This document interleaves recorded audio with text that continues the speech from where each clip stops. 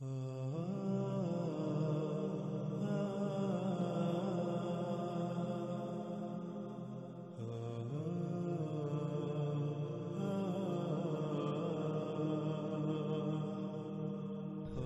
اب ہم بات کریں گے ذوالقرنین علیہ السلام، یاجوج اور ماجوج سمیت ان سے متعلقہ تمام تر موضوعات پر کہ ذوالقرنین کون تھے، یاجوج اور ماجوج کیا ہیں، ذوالقرنین علیہ السلام نے کب، کہاں، کیوں اور کیسے یاجوج اور ماجوج کو قید کیا۔ ان سوالات سمیت ایسے جتنے بھی سوالات ہیں، ان سب سوالات پر تفصیل کے ساتھ بات کریں گے۔ سب سے پہلے بات کرتے ہیں ذوالقرنین علیہ السلام پر کہ ذوالقرنین علیہ السلام کون تھے۔ یہ سوال بہت عرصے سے چلا رہا ہے اور اس سوال کا جواب دینے کے لیے قرآن کی ترجمانی کے دعوے داروں نے جو کہانیاں گڑھ رکھی ہیں، سب سے پہلے ان کو آپ کے سامنے رکھتے ہوئے ان کی حقیقت واضح کریں گے تاکہ اس موضوع پر کسی بھی قسم کا کوئی سوال، شک، شبہ یا ابہام باقی نہ رہے اور حق ہر لحاظ سے، ہر پہلو سے کھل کر آپ پر واضح ہو جائے۔ ذوالقرنین کے حوالے سے کہا جاتا ہے کہ قرآن میں اس قصے کا شان نزول یہودیوں کے 3 سوالات تھے۔ ان میں سے ایک اصحاب کہف کے بارے میں، دوسرا روح کے بارے میں اور تیسرا ذوالقرنین کے بارے میں تھا، اور انہی سوالات کے جوابات کے ضمن میں سورہ الکہف نازل ہوئی۔ ناظرین، یہ جو شان نزول بیان کیا جاتا ہے، یہ جو شان نزول اس صورت سے منسوب کیا جاتا ہے، اگر اسے صحیح تسلیم کر لیا جائے، اسے مان لیا جائے تو بہت سے سوالات پیدا ہوتے ہیں۔ ان میں سب سے پہلا سوال تو یہ پیدا ہوتا ہے کہ سورہ الکہف تو ایک لمبے عرصے پر محیط وقتاً فوقتاً وقفے سے آیات کی صورت میں نازل ہوئی۔ جب حقیقت یہ ہے تو پھر یہ کیسے کہا جا سکتا ہے کہ سورہ الکہف ایک ہی بار مکمل نازل ہوئی؟ حالانکہ آپ اس کی حقیقت بذات خود قرآن میں ہی دیکھ سکتے ہیں کہ قرآن بالکل واضح الفاظ میں یہ کہتا ہے کہ قرآن آہستہ آہستہ وقفے سے ایک لمبے عرصے میں اتارا جا رہا ہے۔ قرآن میں 14 مقامات پر 14 آیات میں بالکل صراحت کے ساتھ یہ کہا گیا کہ اسے آہستہ آہستہ تھوڑا تھوڑا کر کے لمبے عرصے میں اتارا گیا یا اتارا جا رہا ہے، جیسا کہ آپ ان آیات میں دیکھ سکتے ہیں۔ سورہ الاسراء کی آیت 106 میں اللہ سبحانہ وتعالی کا کہنا ہے وَقُرْآنًا فَرَقْنَاهُ لِتَقْرَأَهُ عَلَى النَّاسِ عَلَى مُقْسٍ وَنَزَلْنَاهُ تَنزِيلًا، اور قرآن ہم نے اسے ٹکڑے ٹکڑے کیا اسے کرا کرنے کے لیے انسانوں پر جس مدت میں وہ دنیا میں موجود ہیں، اور ہم نے اسے اتارا لمبی مدت میں تھوڑا تھوڑا آہستہ آہستہ جب جس کی ضرورت تھی اتنا۔ ناظرین، یہ آیت بہت ہی وسعتوں کی حامل ہے اور اس میں عظیم راز پنہاں ہیں، لیکن ہم اپنے موضوع کے اعتبار سے اس وقت اسے سامنے رکھ رہے ہیں کہ اس آیت میں بالکل واضح 2 ٹوک الفاظ میں یہ بات واضح کر دی گئی کہ قرآن تھوڑا تھوڑا کر کے ٹکڑے ٹکڑے کر کے لمبے عرصے میں اتارا گیا۔ ایسا ہرگز نہیں ہے کہ ایک بڑی سورت ایک ہی بار میں اتار دی گئی۔ اسی طرح آپ اس آیت میں بھی دیکھ سکتے ہیں سورہ الانسان آیت نمبر 23 اِنَّا نَحْنُ نَزَلْنَا عَلَيْكَ الْقُرْآنَ تَنزِيلًا، اس میں کچھ شک نہیں، ہم ہی ہیں، ہم نے اتارا تجھ پر قرآن وقتاً فوقتاً تھوڑا تھوڑا لمبے عرصے میں۔ ناظرین، ان آیات میں یہ بات بالکل کھول کر واضح کر دی گئی کہ قرآن لمبے عرصے میں ٹکڑے ٹکڑے کر کے تھوڑا تھوڑا کر کے وقتاً فوقتاً جب جتنی ضرورت تھی اتنا اتارا گیا یا اتارا جا رہا ہے، جس سے یہ بات بالکل جھوٹی، بے بنیاد اور غلط ثابت ہو جاتی ہے کہ یہودیوں کے 3 سوالات کے جوابات میں سورہ الکہف نازل ہوئی۔ اب آتے ہیں دوسرے سوال کی طرف۔ آپ نے جان لیا کہ سورہ الکہف ایک ہی بار میں مکمل نازل نہیں ہوئی بلکہ وقتاً فوقتاً ایک لمبے عرصے میں نازل ہوئی، لیکن اگر اس کے باوجود ایک لمحے کے لیے یہ بات مان بھی لی جائے کہ یہودی کے ان 3 سوالات کے جواب میں سورہ الکہف نازل ہوئی، تو سوال یہ پیدا ہوتا ہے کہ سورہ الکہف پوری کی پوری روح کے موضوع سے خالی ہے۔ سورہ الکہف میں روح کے موضوع پر ایک لفظ بھی بیان نہیں کیا گیا، کیونکہ ان کے بیان کردہ شان نزول کے مطابق تو یہودیوں کے 3 سوالات میں سے ایک روح کے بارے میں تھا، دوسرا صحاب الکہف اور تیسرا ذوالقرنین کے بارے میں۔ یہودیوں کے ان سوالات کے جواب میں سورہ الکہف نازل کی گئی، لیکن حقیقت آپ کے سامنے ہے کہ پوری کی پوری سورۃ الکہف روح کے موضوع پر خالی ہے، جس سے یہ بات بالکل کھل کر واضح ہو جاتی ہے کہ سورۃ الکہف کا جو شان نزول گھڑ رکھا ہے وہ بالکل بے بنیاد اور باطل ہے۔ پھر اسی پس منظر میں سورۃ الکہف میں موجود واقعات کو سمجھنے کی کوشش کی جاتی ہے، اور پھر جو نظریہ و عقیدہ اخذ کیا جاتا ہے وہ دوسروں پر بھی مسلط کیا جاتا ہے، جو کہ بالکل بے بنیاد اور باطل ہے۔ پھر ناظرین، تیسرا سوال یہ پیدا ہوتا ہے کہ اگر یہودیوں نے اصحاب الکہف کے بارے میں سوال کیا تو پھر ایسا کیوں ہے کہ یہودیوں کی پوری تاریخ اور مذہبی مواد اصحاب الکہف کے حوالے سے مکمل خاموش ہے؟ آپ کو بنی اسرائیل میں سے یہود کے ہاں ایک لفظ بھی اصحاب الکہف پر نہیں ملے گا، اور وہ اصحاب الکہف کے حوالے سے کسی بھی واقعہ کو کوئی اہمیت نہیں دیتے، بلکہ یوں کہتے ہیں کہ یہ من گڑت قصہ ہے جو عیسائیوں نے گڑھ رکھا ہے، جو عیسائیوں کا گڑھا ہوا ہے۔ البتہ صحابہ کہف کا ذکر بنی اسرائیل میں سے نصارہ جنہیں عیسائی کہا جاتا ہے ان کے مذہبی مواد میں ضرور ملتا ہے، اور عیسائیوں کے ہاں اسے ایک بڑی تاریخی اور مذہبی اہمیت حاصل ہے۔ اب سوال یہ پیدا ہوتا ہے کہ جب یہودیوں کے نزدیک ایسا کوئی واقعہ پیش ہی نہیں آیا، ان کا پورا مذہبی مواد تاریخ ایسے کسی بھی واقعے سے خالی ہے، تو اس کا سوال کیوں کریں گے؟ ان کی طرف سے ایسے کسی بھی سوال کی توقع کرنا بالکل بے بنیاد اور فضول ہے۔ اور پھر دوسری بات یہ کہ اصحاب الکہف کا واقعہ عیسیٰ ابن مریم علیہ السلام کے کافی عرصہ بعد رونما ہوا۔ 7 نوجوان تھے جو عیسیٰ علیہ السلام پر ایمان لائے۔ اس وقت یہودیوں کی حکومت تھی، ان 7 نوجوانوں پر زمین تنگ کر دی گئی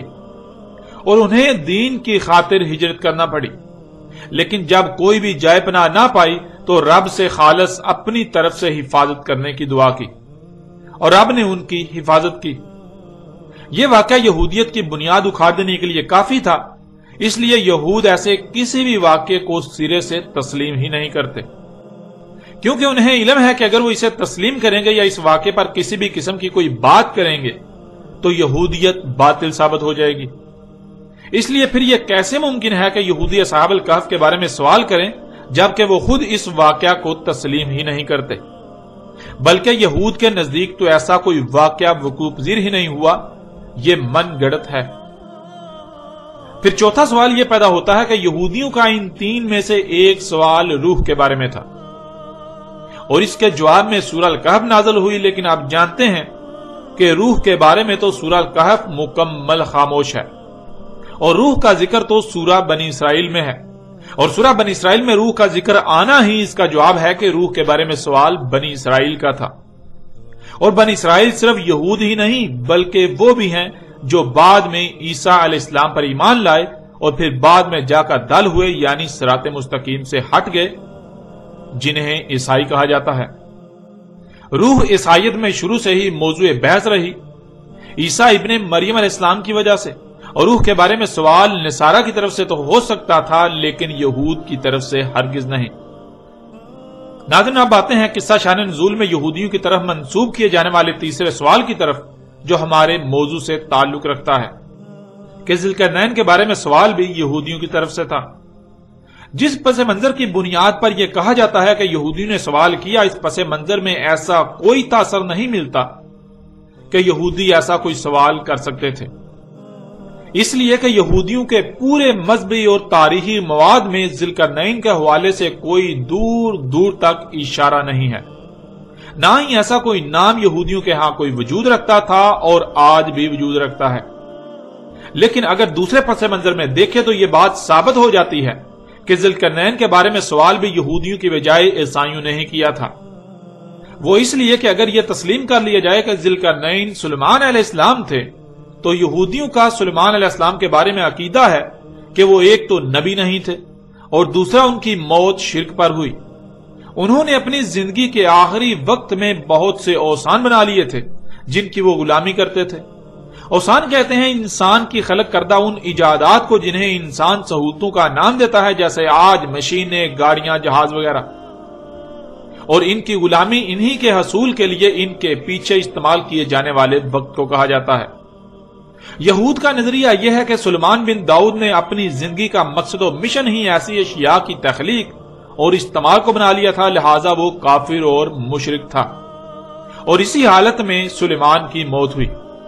اس کے علاوہ سینکڑوں کی تعداد میں سلیمان نے نکاح کے بغیر عورتیں رکھی ہوئی تھیں جو سینکڑوں بیویوں کے علاوہ تھیں۔ اس لیے سلیمان یہودیوں اور عیسائیوں کے ہاں ایک متنازع شخصیت کے طور پر جانے جاتے ہیں۔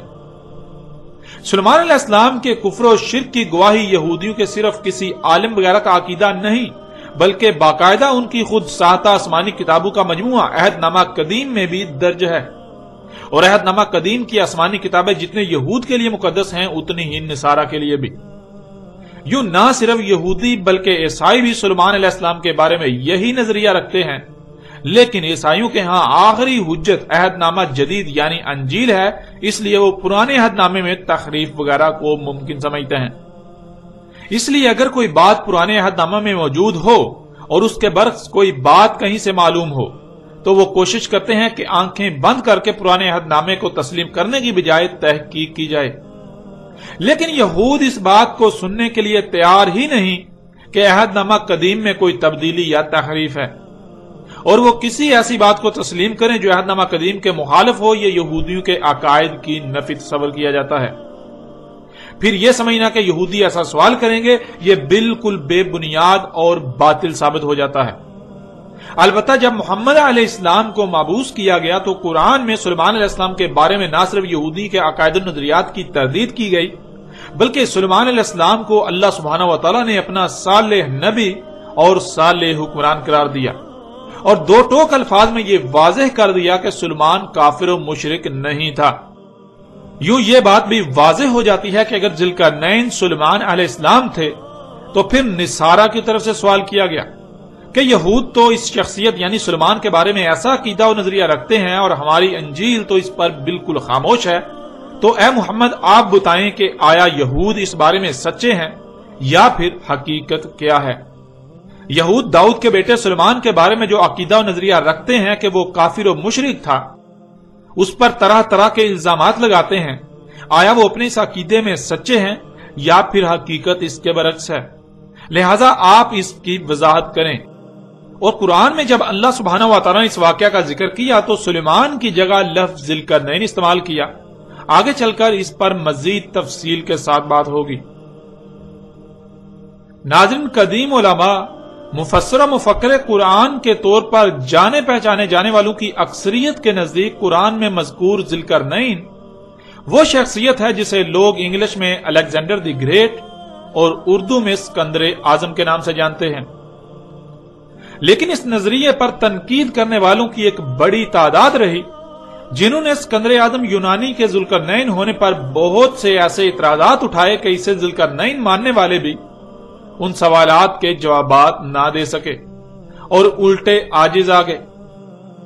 مثلا قرآن میں مذکور ذوالقرنین زمین کے مغرب و مشرق تک پہنچا، اسے زمین کے مغرب و مشرق تک کا اقتدار و اختیار حاصل تھا، مکن حاصل تھا، اور اسکندر اعظم قرآن کی اس بات پر بالکل بھی پورا نہیں اترتا۔ دوسرا اعتراض کہ قرآن ذوالقرنین کو صالح مومن شخصیت قرار دیتا ہے، لیکن اسکندر اعظم یونانی ایک آتش پرست مشرک اور ظالم شخص تھا۔ پھر تیسرا اعتراض کہ ذوالقرنین نے یاجوج اور ماجوج کو سد کی تعمیر کر کے روک دیا، لیکن اسکندر اعظم نے ایسی کوئی سد تعمیر ہی نہیں کی۔ ناظرین، ان کے علاوہ بھی کئی اعتراضات ہیں، مگر یہ ایسے اعتراضات ہیں کہ جنہوں نے اسکندر اعظم یونانی کے ذوالقرنین ہونے کا عقیدہ و نظریہ رکھنے والوں کو لاجواب کر دیا۔ مگر چونکہ کئی صدیوں سے یہ روش چلی آ رہی ہے کہ خود سے غور و فکر نہیں کرنا،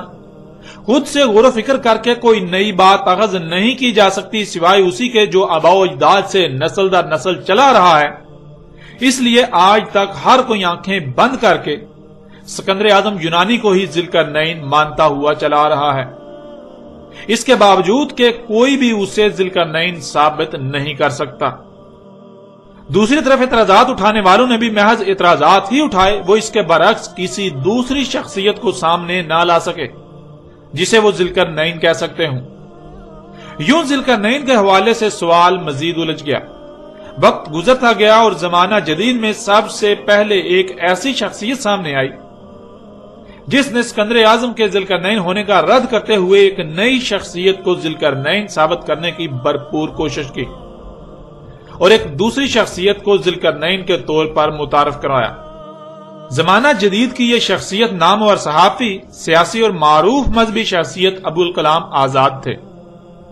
جنہوں نے یہود و نصارہ کی مذہبی کتابوں کا مجموعہ عہد نامہ قدیم میں مذکور ایک ایرانی بادشاہ سائرس کو قرآن میں مذکور ذوالقرنین قرار دیا، اور بہت سی نامور شخصیات نے نہ صرف ابوالکلام آزاد کے اس نظریے و عقیدے کی تائید و تصدیق کی، اسے تسلیم کیا، بلکہ اس کا خوب پرچار بھی کیا،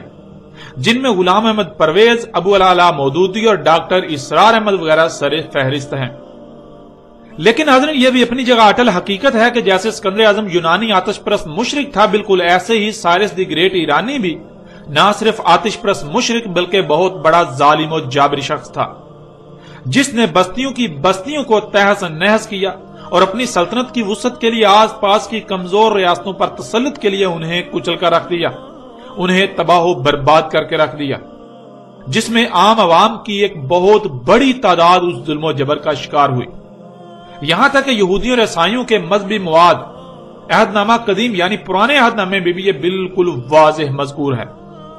کہ سائرس ایرانی نے خوب تباہی مچائی، اور یہودی اسے اس لیے پسند کرتے ہیں کہ اس نے نہ صرف یہودیوں کے ساتھ نرم رویہ اپنایا بلکہ صدیوں سے در بدر ذلیل و رسوا ہوتے یہودیوں کو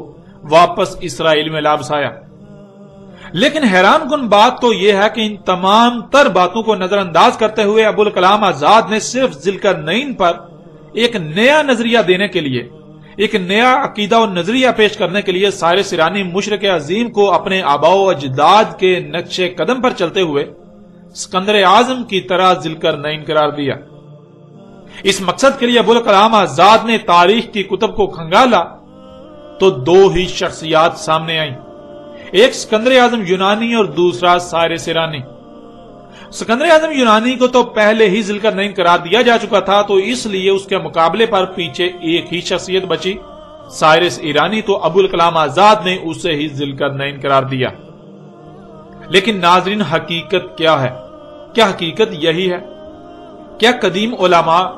مفسر و مفکر قرآن کہلانے والی شخصیات جنہوں نے اسکندر اعظم یونانی کو قرآن میں مذکور ذوالقرنین قرار دیا، وہ سب کی سب غلط اور ابوالکلام آزاد سچے تھے؟ یا پھر جیسے پہلو نے اسکندر اعظم یونانی کو ذوالقرنین قرار دیا، بالکل ایسے ہی ابوالکلام آزاد نے اپنے آباء و اجداد کے نقش قدم پر چلتے ہوئے سائرس ایرانی کو ذوالقرنین قرار دیا؟ جیسے باقی لوگ اپنے علماء، مفکر و مفسر کہلانے والی بڑی بڑی نامور شخصیات کی آنکھیں بند کر کے تائید و تصدیق کرتے رہے اور ہر اعتراض کو نظر انداز کرتے رہے، بالکل ایسے ہی ابو العلا مودودی،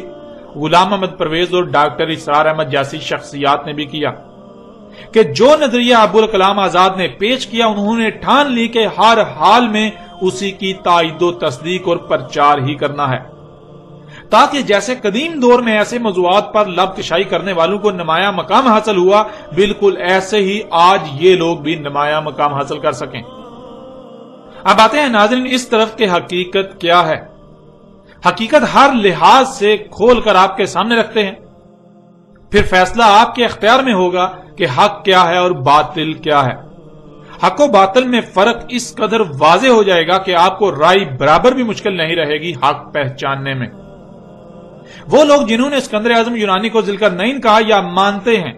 اور ان کے برعکس وہ لوگ جنہوں نے سائرس ایرانی کو ذوالقرنین کہا یا مانتے ہیں اور مان رہے ہیں، دونوں نے ہی قرآن کے برعکس تاریخ کی کتب کا سہارا لے کر اپنا اپنا نظریہ اخذ کیا۔ یہ بات جان لیں کہ قرآن میں نہ تو اسکندر اعظم کا نام آیا اور نہ ہی سائرس ایرانی کا۔ ان دونوں شخصیات کو ذوالقرنین ثابت کرنے کے لیے قرآن کے علاوہ تاریخی کتب کا سہارا لیا گیا۔ اب آتے ہیں قرآن کی طرف اور قرآن سے ہی سوال کرتے ہیں کہ کیا ان دونوں میں سے کوئی ذوالقرنین تھا؟ اگر نہیں تو پھر ذوالقرنین کون تھا؟ کیا قرآن اس پر خاموش ہے؟ کیا قرآن کا مقصد صرف سوال کھڑا کرنا ہے اور اس سوال کا جواب دینا قرآن پر فرض نہیں ہے؟ ذوالقرنین کون ہے؟ کیا قرآن اس پر رہنمائی نہیں کرتا؟ قرآن اس پر خاموش ہے جو ان لوگوں نے قرآن کے برعکس کتابوں سے رجوع کیا؟ کیا قرآن اپنے علاوہ دوسری کتب کی طرف کسی بھی معاملے میں رہنمائی کے لیے جانے کی اجازت دیتا ہے؟ اگر اجازت دیتا ہے تو اس کا مطلب کہ قرآن مکمل رہنمائی کا دعویٰ نہیں کر سکتا۔ قرآن بعض معاملات میں بعض سوالات پر عاجز آ سکتا ہے۔ قرآن کو بھی لاجواب کیا جا سکتا ہے، جیسے کہ اس موضوع پر اسکندر اعظم اور حارث ایرانی کو ذل کر نہیں ماننے والوں نے قرآن کو لاجواب کر دیا۔ اگر قرآن مکمل رہنمائی کا دعوے دار ہے، وہ ہر سوال کا جواب دیتا ہے، تو پھر اگر کوئی کسی بھی معاملے میں قرآن کو ترک کر کے اس کے برعکس کسی اور کی طرف رخ کرتا ہے، کسی اور سے رجوع کرتا ہے، تو قرآن ایسوں کے حوالے سے کیا کہتا ہے؟ ان سب سوالات کے جوابات بذات خود قرآن سے ہی آپ کے سامنے رکھتے ہیں۔ اس وقت آپ کو سکرین پر سورہ الاسراء کی آیت نمبر 99 نظر آ رہی ہے۔ وَلَقَدْ صَرَفْنَا لِلنَّاسِ فِي هَذَا الْقُرْآنِ مِنْ كُلِّ مَثَلٍ فَأَبَىٰ أَكْثَرُ النَّاسِ إِلَّا كُفُورًا، اور تحقیق کے یعنی تم اپنی طرف سے پوری تحقیق کر لو، اپنے گھوڑے دوڑا لو، جو کہا جا رہا ہے وہی تمہارے سامنے آئے گا، وہی حق ہے۔ ہم نے ہر پہلو سے، ہر لحاظ سے پھیر پھیر کر سامنے لے آئے، بیان کر دیا انسانوں کے لیے اس قرآن میں تمام کی تمام مسئلوں سے۔ پس انکار کر دیا انسانوں کی اکثریت نے، مگر اس لیے کہ جو کچھ بھی انہیں عطا کیا گیا وہ اس مقصد کے لیے استعمال ہی نہیں کرنا چاہتے جس مقصد کے لیے انہیں عطا کیا گیا، وہ اپنی خواہشات کی اتباع کرنا چاہتے ہیں، اس لیے انسانوں کی اکثریت نے اس بات کو ماننے سے انکار کر دیا۔ پھر اس طرح اگلی آیت سورہ الکہف کی آیت نمبر 54، وَلَقَدْ صَرَفْنَا فِي هَذَا الْقُرْآنِ لِلنَّاسِ مِنْ كُلِّ مَثَلٍ وَكَانَ الْإِنسَانُ أَكْثَرَ شَيْءٍ جَدَلًا، اور تحقیق کے لیے یعنی تم اپنی طرف سے پوری تحقیق کر لو، اپنے گھوڑے دوڑا لو، جو کہا جا رہا ہے وہی حق ہے، وہی تمہارے سامنے آئے گا۔ ہم نے ہر پہلو سے، ہر لحاظ سے پھیر پھیر کر سامنے لے آئے، بیان کر دیا انسانوں کے لیے اس قرآن میں تمام کی تمام مسئلوں سے، یعنی اس قرآن میں ماضی میں پیش آنے والے واقعات میں سے صرف اور صرف ان کا ذکر کیا جو خوب ہو اسی طرح قرآن کے نزول سے اسات کے قیام تک پیش آئیں گے۔ انسانوں کے ہر سوال کا جواب ہر پہلو سے، ہر لحاظ سے پھیر پھیر کر اس قرآن میں بیان کر دیا، ان کے سامنے لے آئے مسئلوں سے۔ اور تھا انسان اکثریت معاملات میں جھگڑا کرنے والا، سو جھگڑا ہی کیا، یعنی قرآن کی بات تسلیم کرنے کی بجائے اپنی خواہشات و اپنے خود ساتہ الہوں کی باتوں کو قرآن پر ترجیح دی۔ جب بھی قرآن نے کسی معاملے میں رہنمائی کی تو اپنی بےہودہ دلیلوں کو قرآن پر پیش کیا اور قرآن کے مد مقابل اور اشیاء کو اور کتابوں کو لا کھڑا کیا، اوروں کو لا کھڑا کیا، وہ بات تسلیم نہ کی جو قرآن نے پیش کی، اس کے برعکس جو قرآن کے علاوہ اوروں کی بات ہے اس کو ہی تسلیم کیا۔ ناظرین، ان آیات میں آپ نے خود اپنی آنکھوں سے دیکھ لیا اور کانوں سے سن لیا کہ اللہ سبحانہ وتعالی نے بالکل واضح کر دیا کہ اس قرآن میں جو آپ کے سامنے ہے، اس میں نہ صرف ہر سوال کا جواب دے دیا بلکہ ہر پہلو سے پھیر پھیر کر انسانوں کے سامنے لے آئے مسئلوں سے۔ ایسا نہیں ہے کہ اس قرآن میں مکمل رہنمائی نہیں ہے، اس قرآن میں ہر سوال کا جواب موجود ہے، اور پھر اس میں کوئی ایک بھی بات ایسی نہیں کی گئی جو صرف اور صرف ایک ہی بار کی گئی ہو، ایک ہی پہلو سے، بلکہ اس قرآن میں ہر معاملے کو،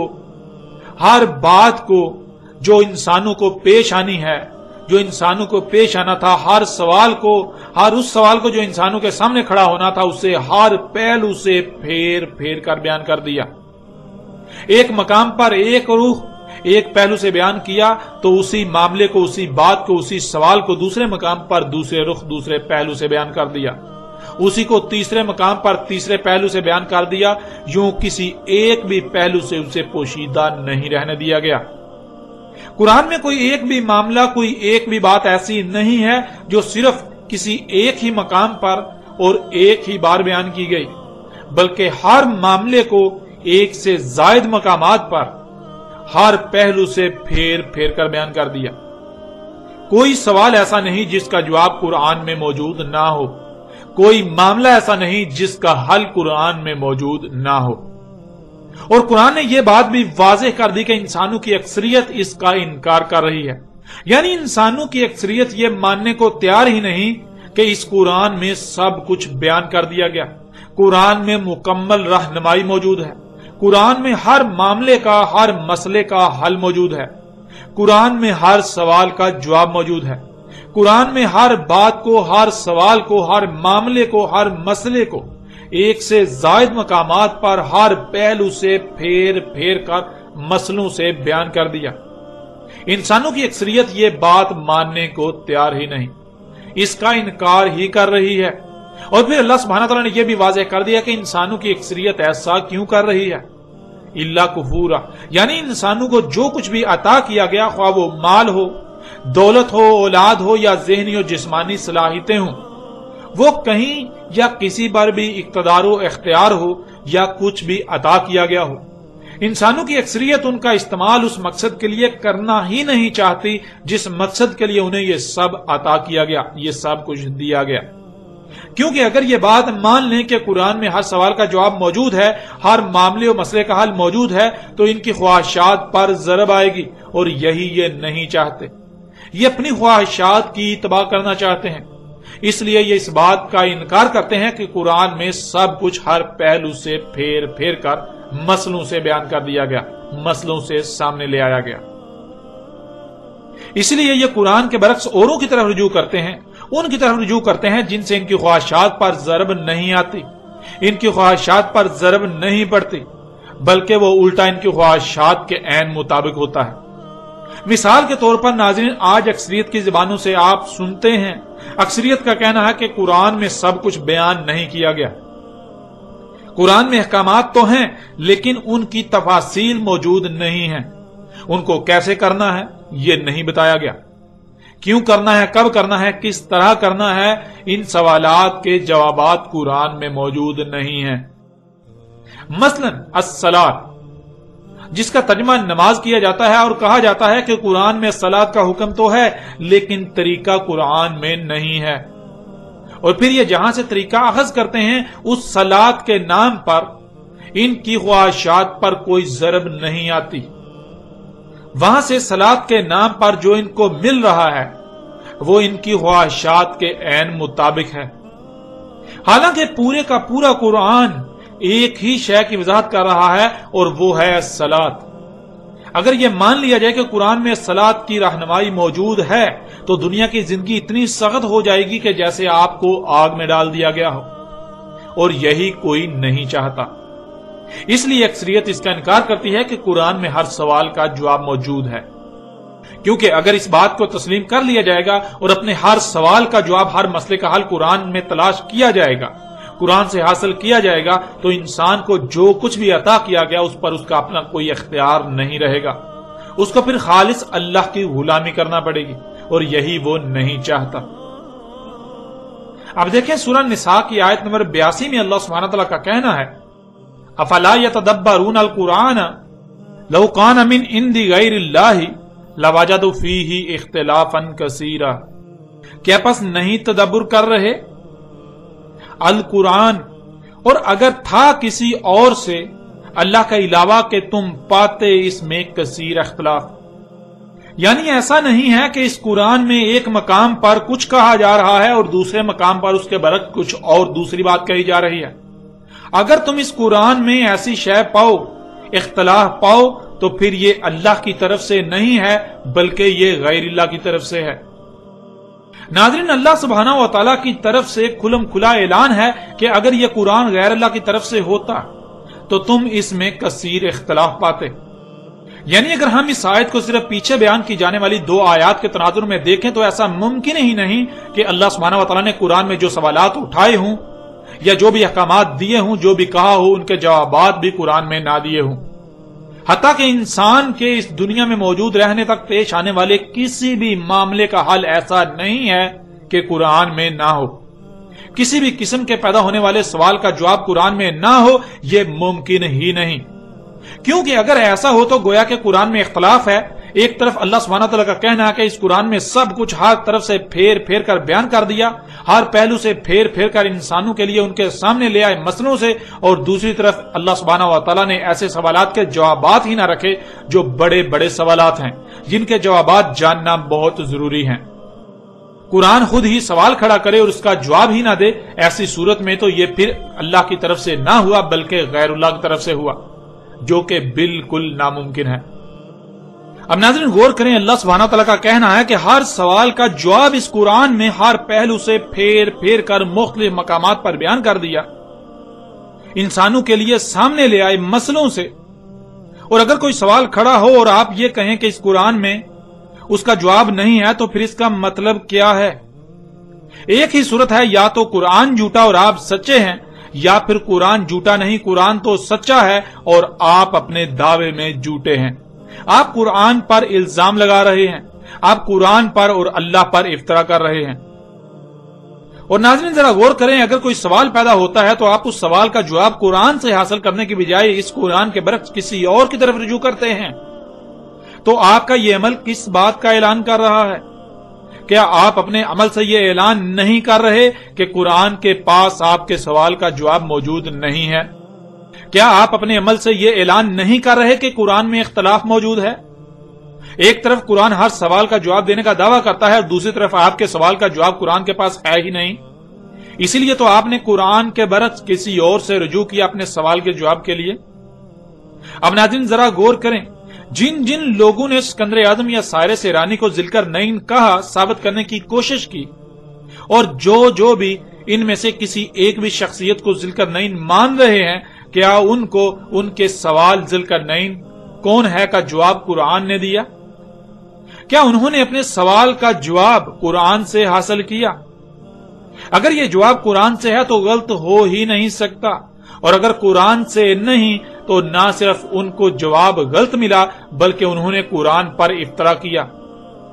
ان لوگوں نے قرآن پر بہتان باندھا، ان لوگوں نے اپنے عمل سے اس بات کا اعلان کیا، دعویٰ کیا کہ قرآن میں ہر سوال کا جواب موجود نہیں ہے، قرآن میں مکمل رہنمائی موجود نہیں ہے، قرآن اپنے دعوے میں جھوٹا ہے، اللہ اپنے دعوے میں جھوٹا ہے۔ اللہ ایک طرف تو کہتا ہے ہم نے اس قرآن میں ہر سوال کا جواب پھیر پھیر کے ہر پہلو سے مسئلوں سے تمہارے سامنے لے آئے، بیان کر دیا، اور دوسری طرف ہمارے کسی سوال کا جواب قرآن میں ہے ہی نہیں۔ ناظرین خواہ کوئی بھی شخصیت ہو، پوری کی پوری دنیا ہی کیوں نہ اس کی تعریفوں کے پل باندھے، لیکن اس کے حق ہونے کا معیار یہ نہیں ہے،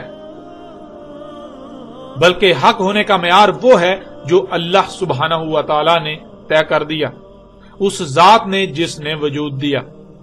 قرآن میں اور بھی درجنوں ایسی آیات ہیں جن میں انہی باتوں کو مزید مختلف پہلوؤں سے پھیر پھیر کر بیان کیا گیا، اور انسانوں کے رد عمل کو بھی بالکل کھول کھول کر بیان کر دیا گیا، جنہیں آپ ان آیات میں جان چکے ہیں۔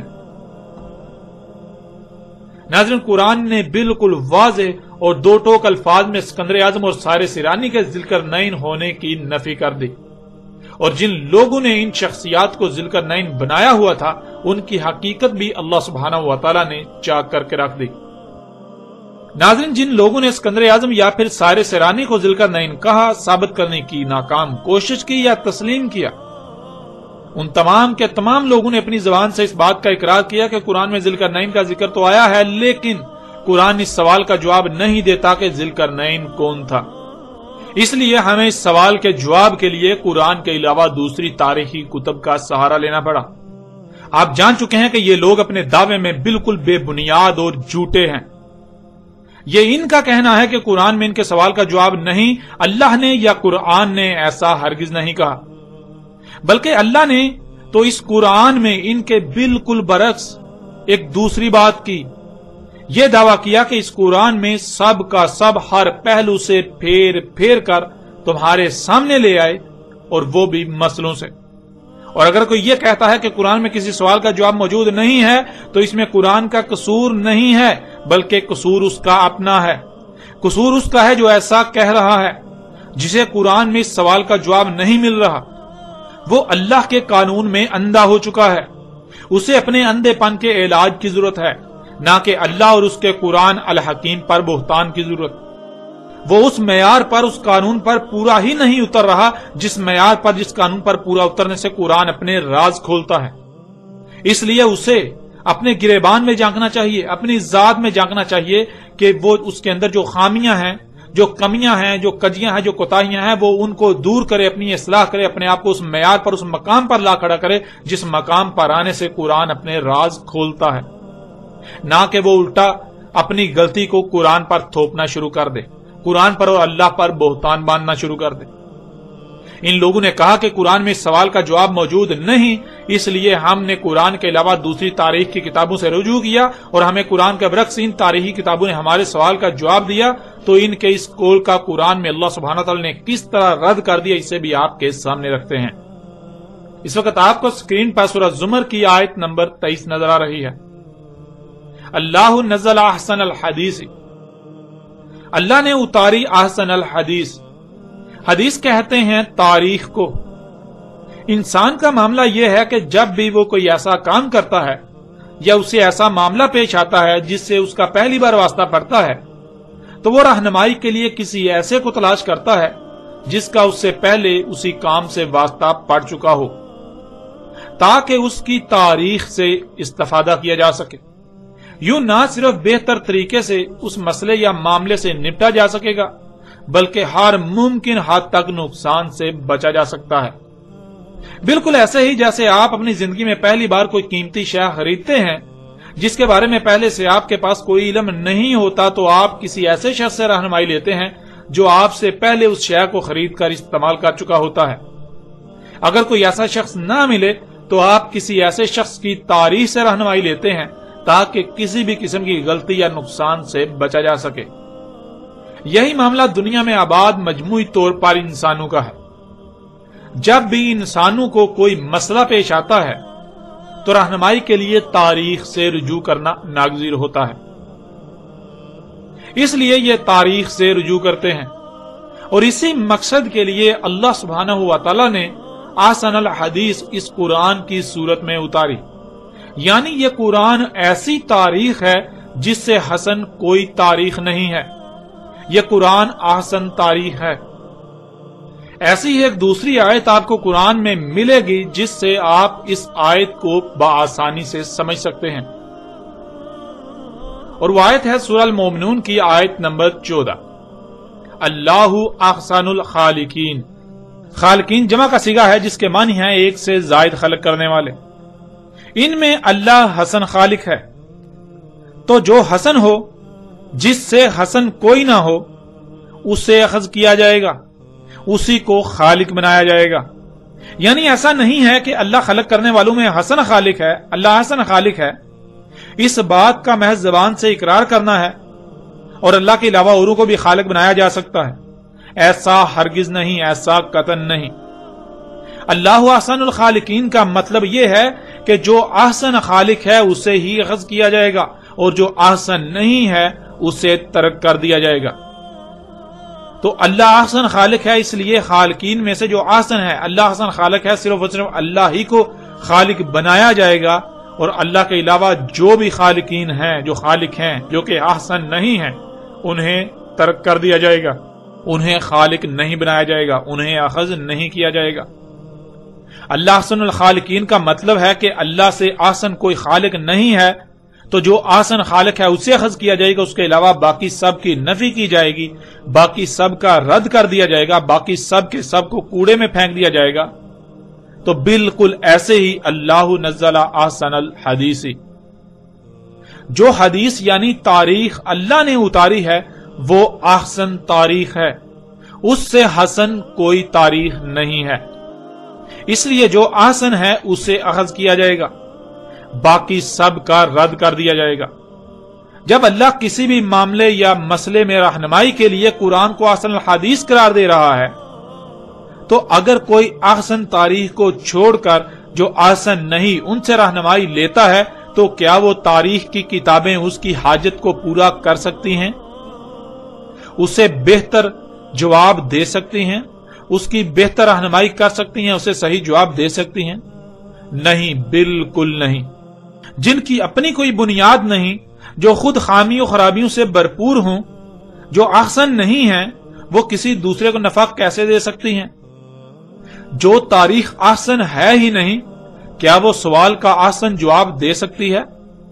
نہیں، بالکل نہیں۔ اب جب کہ قرآن کے علاوہ کوئی احسن تاریخ ہے ہی نہیں تو پھر اس قرآن کے علاوہ کسی تاریخ کی کتاب سے رہنمائی نہیں لی جا سکتی۔ اس قرآن کے علاوہ تاریخ کی ہر کتاب کو کوڑے دان میں پھینک دیا جائے گا، ردی کی ٹوکری میں پھینک دیا جائے گا۔ اگر کوئی اس قرآن کو چھوڑ کر کسی دوسری کتاب سے رہنمائی کے لیے رجوع کرتا ہے تو سوائے دھوکے کے اس کے ہاتھ کچھ نہیں آئے گا۔ اب آپ خود غور کریں، جب اللہ اس قرآن کو احسن تاریخ قرار دے رہا ہے اور اس قرآن کے علاوہ کسی بھی تاریخ سے رہنمائی کی اجازت نہیں دے رہا بلکہ الٹا سختی کے ساتھ روک رہا ہے، تو اس کے باوجود جو ایسا کرتے ہیں تو اللہ کے نزدیک ایسے لوگوں کی حقیقت کیا ہوگی؟ اللہ کے نزدیک ایسا کرنے والوں کی حقیقت کیا ہے؟ جو ایسا کریں گے ان کے ہاتھ کیا آئے گا؟ ان کے ہاتھ سوائے باطل کے کچھ نہیں آئے گا۔ اور جن لوگوں نے اسکندر اعظم یا سائرس ایرانی کو ذوالقرنین قرار دیا، وہ لوگ تو خود اپنی زبان سے اس بات کا اقرار کر رہے ہیں کہ ذوالقرنین کے بارے میں جاننے کے لیے انہوں نے احسن تاریخ قرآن کے برعکس دوسری تاریخ سے رجوع کیا جس نے انہیں ان کے سوال کا جواب دیا۔ تو جب یہ جواب احسن تاریخ کا ہے ہی نہیں تو پھر جواب بھی احسن کیسے ہو سکتا ہے؟ بالکل نہیں ہو سکتا۔ غیر قرآن کا جواب بالکل بے بنیاد، باطل اور محض دھوکے کے سوا کچھ نہیں۔ اور اس سے بڑھ کر تو یہ کہ جب آپ قرآن کو چھوڑ کر کسی دوسری تاریخ سے رہنمائی کے لیے رجوع کرتے ہیں تو آپ اپنے عمل سے اس قرآن کے احسن الحدیث ہونے کا کفر کرتے ہیں۔ ظاہر ہے رہنمائی اس سے لی جائے گی جو احسن ہے، اور جب آپ نے اس قرآن کے برعکس کسی دوسرے سے رہنمائی لی، کسی دوسری تاریخ سے رہنمائی لی، تو آپ نے اپنے عمل سے یہ ثابت کر دیا کہ آپ غیر قرآن کو احسن الحدیث تسلیم کر رہے ہیں اور قرآن کے احسن الحدیث ہونے کا انکار کر رہے ہیں۔